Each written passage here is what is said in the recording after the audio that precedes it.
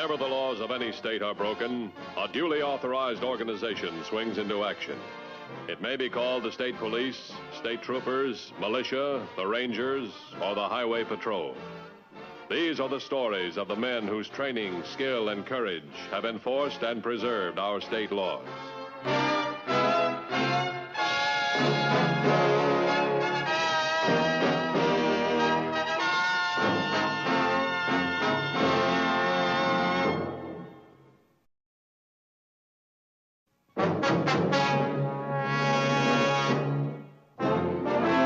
A well-equipped car is the primary means by which the highway patrol achieves high-speed mobility in order to combat organized crime.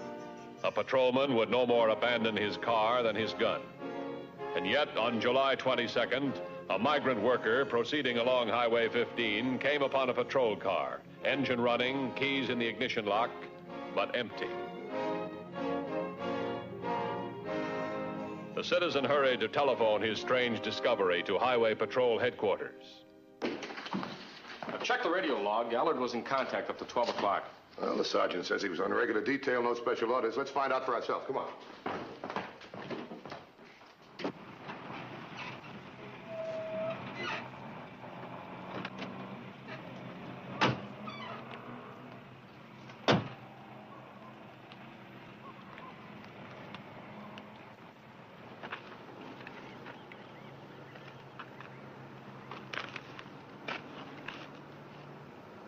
Looks like he stepped out of it a second ago into thin air. There's no sign of a struggle. Wait a minute. Here's something over here.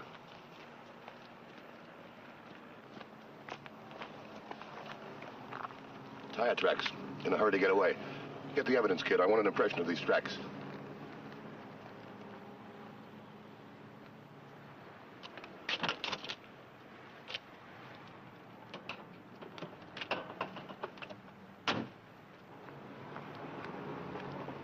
He's got to be around here somewhere. I'll get some help.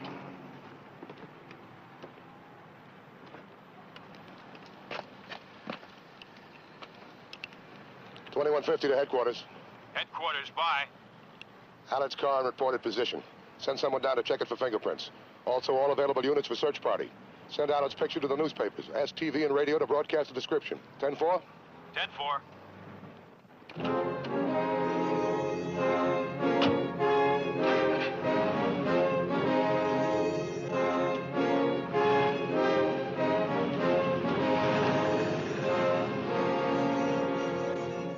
Examination of Officer Allard's car had revealed nothing except that the radio was out of order. Newspapers and broadcast stations had cooperated fully, resulting in a number of false leads and an interview with Frank Hanley, a car painter. No, it couldn't have been that, officer. All right, thanks very much anyway. Right. Now, go ahead, Mr. Hanley. Now, this auto paint shop where I work, yeah, just across the street, there's a lunch wagon. Now, this officer stops there for lunch. I see his patrol car there lots of times, around noon. In fact, I was watching for him, and when he drove up, I run over to him, and I said, "There's something funny about that car." And I pointed it out. What car did you point out? The one I painted. It was just coming out of the shop then. What did the officer do? He took right out after it. Tell me, you sure it was that officer? Oh, yes, yes. He chased it towards Highway 15. What kind of a car was it? Well, it was a 56, four-door sedan, painted light green. I painted it black. Mr. Hanley, when a car comes to your shop and you make out a work slip, do you also take down the license number? Oh, yeah.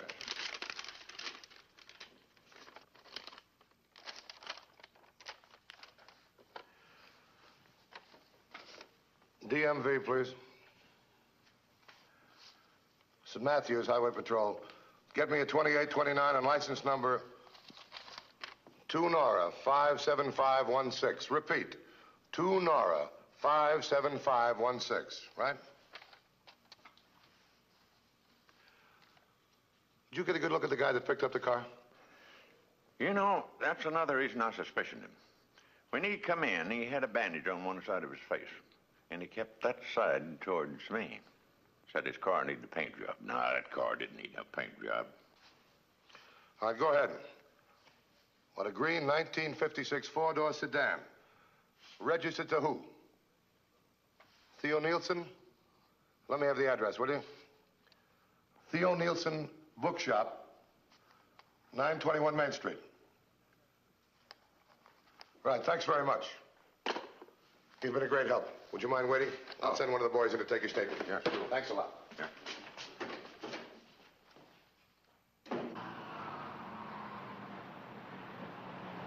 Well, it looked like your car. But, Mr. Mathews, there are hundreds, perhaps thousands of autos just like mine. Not with your license plates. Now, perhaps your plates were stolen, put on a car just like yours. Ethel is very considerate. Come again? If the license plates were stolen, she wouldn't want to worry me. She'd just drive back from her holiday without any fuss and tell me when she got here. I see. When did you lend her your car? It's almost a week now. She should be back at any time. I know she's on her way back. Mr. Mathews, will my name have to be in the newspaper? Well, until we talk to your friend, there's nothing we can tell the newspapers. My bookshop, I've had it here for 10 years now.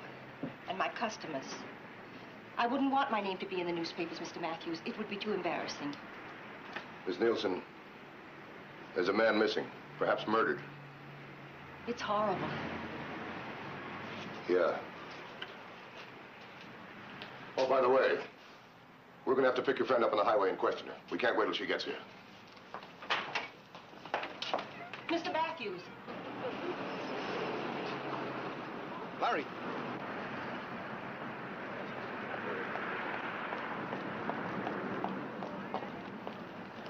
Just let us handle it, will you? They got to her first. Take it easy, George. Look, we'll do everything we can, but we need your help. Headquarters at 2150. I'll keep in touch with you. All right. 2150, bye. We were on our way out of town, all free and clear, and you had to use a gun. The cop had us with her car repainted and the numbers hacked off. He wouldn't have looked for the numbers, and I could have talked her into thinking I did the new paint job for her. What about the 10,000 you talked her out of? That'd get us 5 to life. How are you going to cover that? Good talk, sweet talk. She's love starved. She'd give her last cent for a promise of marriage, and did. You had to con her out of a car, too. We were doing okay just lifting and selling them. No, you had to take her for everything she was worth. And I had to be your brother. Boy, this time you conned us right into the hot seat. We can always shut her mouth. Not if she's talked to the cops already. Look, I said, let's get out of here. And leave a witness that can hang us? And maybe she hasn't talked. Go watch that cop and signal me when he's gone. 10-4.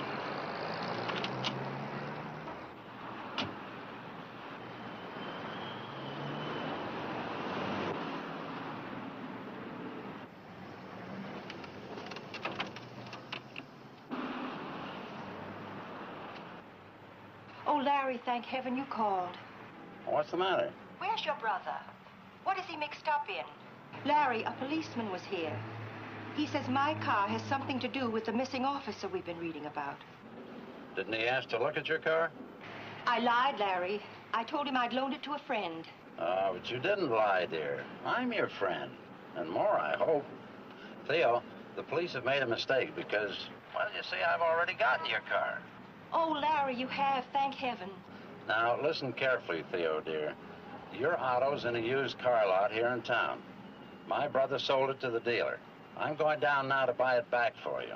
After all, from now on, it's going to be my job to protect you. Well, shall I call the police and tell them it was all a mistake about my car being mixed up? You don't understand, Theo, dear. The dealer has promised not to prosecute my brother if I pay for the car. I want to keep the police out of this. I don't want my brother to be hurt. Neither do I, Larry. And I don't want you to be hurt either. That's my girl. And now if the police do call again, just tell them that you'll be able to show them your car tomorrow. And maybe even today. You trust me, Theo? Of course I do, Larry. And you love me. Yes, Larry. And you're still going to marry me. Yes, Larry. Call you later, dear.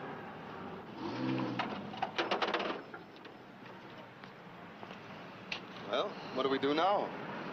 We'll get rid of her in the brush on top of Canyon Pass on our way out of here. How are we going to get her up there? With my brain instead of your gun. Come on, let's go.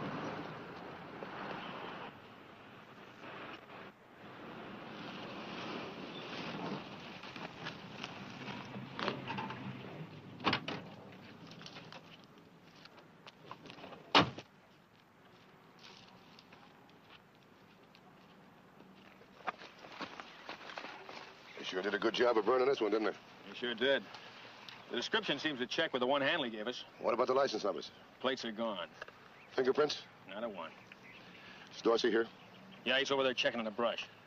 Well, the engine number will show it's her car. No, they've been chiseled off. The body serial number has been ripped off, too. Over here! Come on.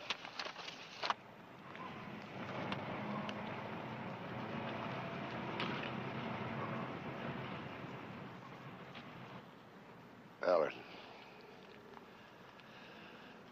Call headquarters and get the coroner out here. Then get a tow truck. I want that burned-out job at headquarters. Dorsey. Yes, sir. That's got to be her car. Well, there's always the chance it isn't. Everything points to it being her car. You better get Miss Nielsen in again for questioning.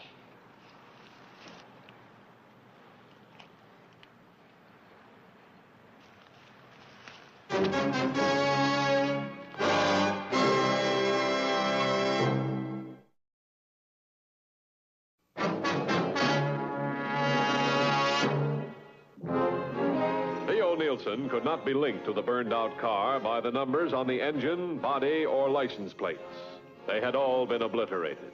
Still, every circumstance indicated that she had owned the car. Miss Nielsen, I'm sorry I have to put you through all this, but I hope you understand. That's all right. All right, Miss Nielsen. You do admit you own a 1956 green four-door sedan. You say it's a couple of 100 miles away from here. Yes, I told you a friend. A witness saw your car. The license plate checked out to be yours. It was right here in the Springwood area. He could have been mistaken. Right, thanks very much. Now, Officer Allen chased his car to Highway 15. 2 hours later, the patrol car was found empty. But there were tire tracks there. We took an impression. Now, this is the impression of his tracks and a car exactly like yours. Do you notice any difference? I don't know. There are many cars like mine. 24 hours later, 10 miles away, we found the car that made these tracks. Deliberately destroyed, burned beyond recognition. A car exactly like yours, Miss Nielsen. Well, maybe when you find the patrolman. We found Patrolman Allard. He was dead. Murdered. 50 yards away from the burned-out car. Your car. The murder car was your car, Miss Nielsen. No, no. I know where my car is. Where? I'm getting it back today. From Ethel Willoughby? No. From a friend. A man to whom I loaned it. Larry has a younger brother. Oh, I'm so confused. I don't know what to do. Could Larry's brother have? But then how could Larry promise me? Why don't you level with me? Why don't you start from the beginning?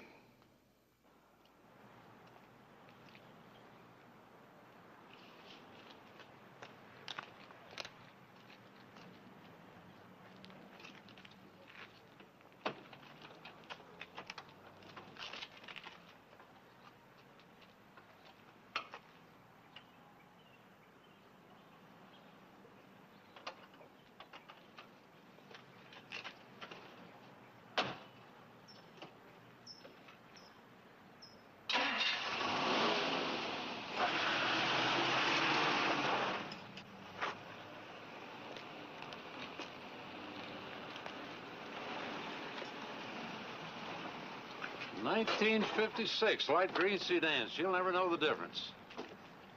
Especially when she sees her own license plates. Put them on. That's all I know. All I know about him. Well, Miss Nielsen, I'm sorry. I think you've been taken for a car and $10,000. I don't think it's a younger brother. I don't think it's Larry Gardner again, either. Please, may I go now? If you hear from him, call us, will you?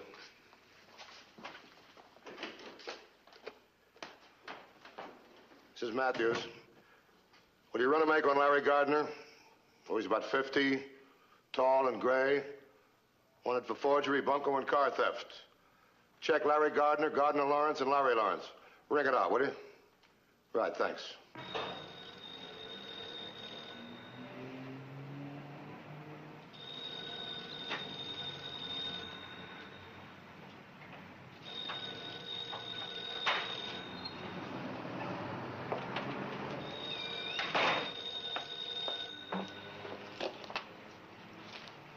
shop.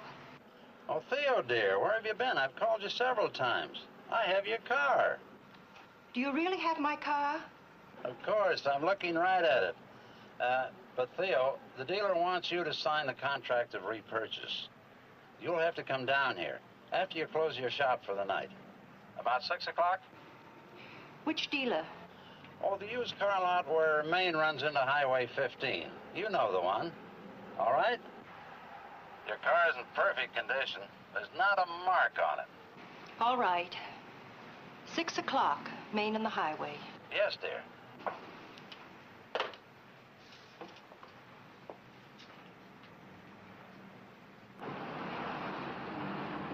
We'll get to her bookshop by 2 o'clock, just in case she changes her mind. What's that? Grand theft auto convicted. Right, thanks a lot.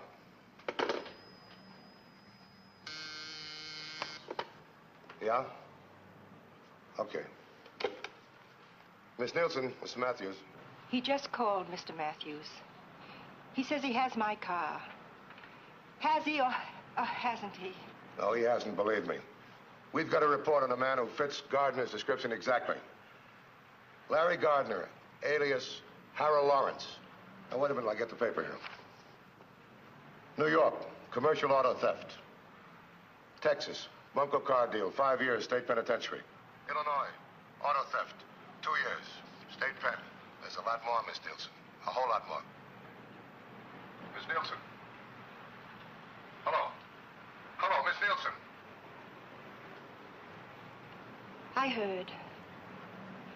I've been a terrible fool.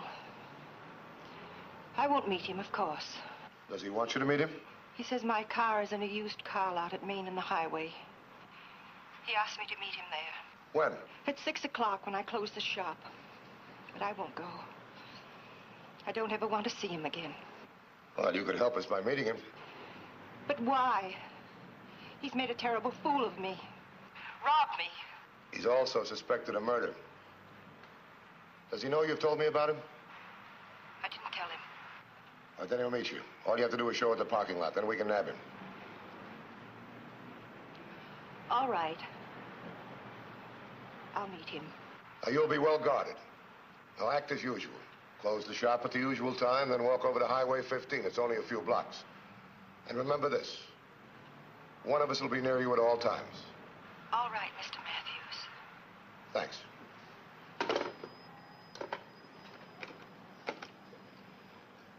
Get Dorsey and Johnson in here right away, will you? The used car lot at Main and the highway was immediately staked out by a plainclothesman in an undercover car. A block away, concealed from the used car lot, Dan Mathews waited. Directly opposite Nielsen's bookstore, Officer Dorsey, in plain clothes and in an undercover car, maintained a close surveillance. All units were in constant communication. All necessary measures had been taken to protect Miss Nielsen and to apprehend the criminals. It was important to the plan that Miss Nielsen play her part well.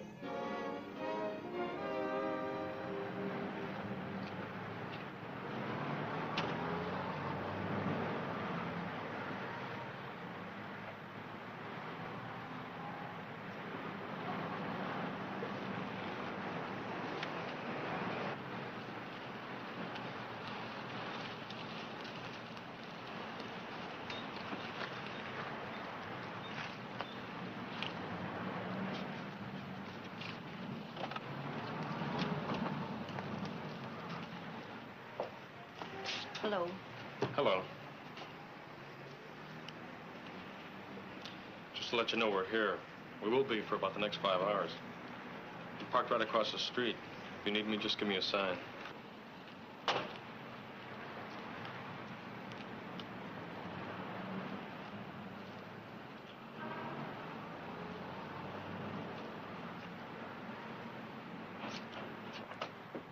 by the way, do you have anything in early crime detection? About 1890s? Yes, I have it in the bag. Most of my calls are for modern crime detection. I'll be right back. Theo, dear. Help, officer! Help, officer! Let's get out of here. Come on.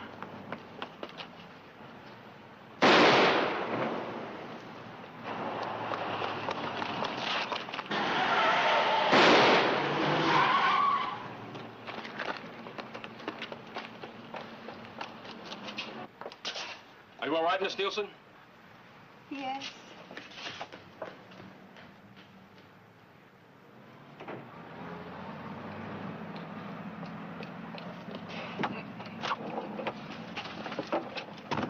$21.12 to $21.50. Go ahead, 2112.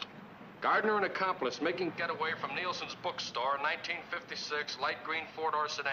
Direction of suspects unknown. 10-4? 10-4. 2150 to all units in Springwood area. Be on lookout for a 1956 light green four-door sedan, probably on Highway 15. Occupants are armed and dangerous. One is Larry Gardner, age, I'd say, about 50. He has one accomplice.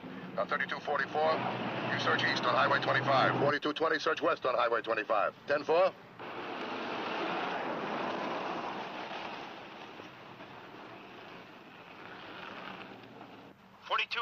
to 2150.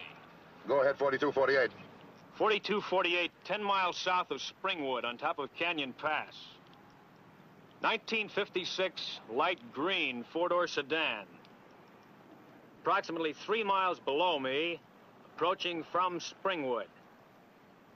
At moderate speed. And block Canyon Pass at top. Converge on Canyon Pass from east to west. I'm coming in from north. 10-4? 10-4.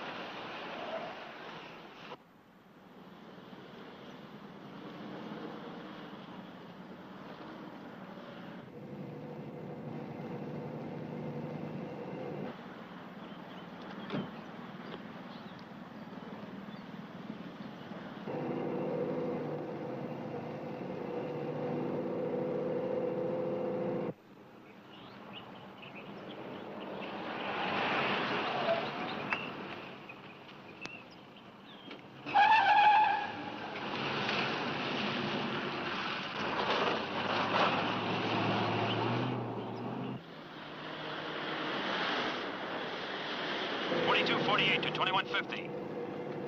2150 by. Suspect car has U-turned, proceeding back down Canyon Pass.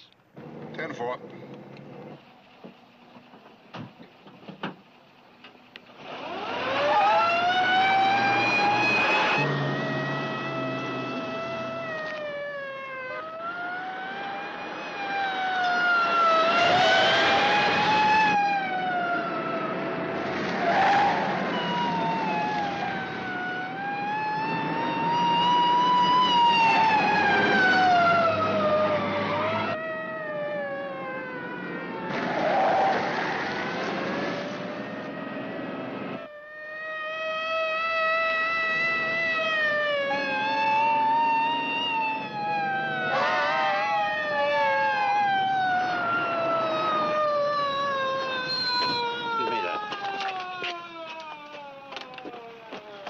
I've never used a gun. He shot Allard. He pulled the trigger, you mean?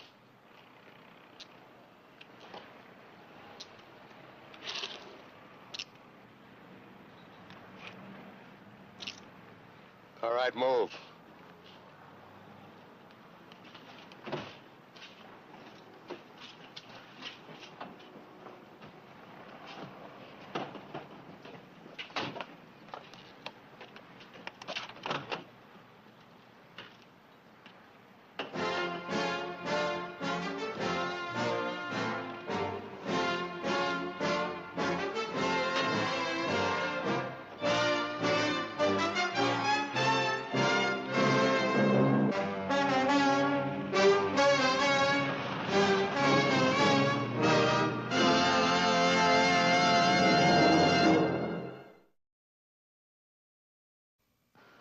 See the Highway Patrol in action again next week. Until then, remember, leave blood at the Red Cross, not on the highway. This is Broderick Crawford saying see you next week.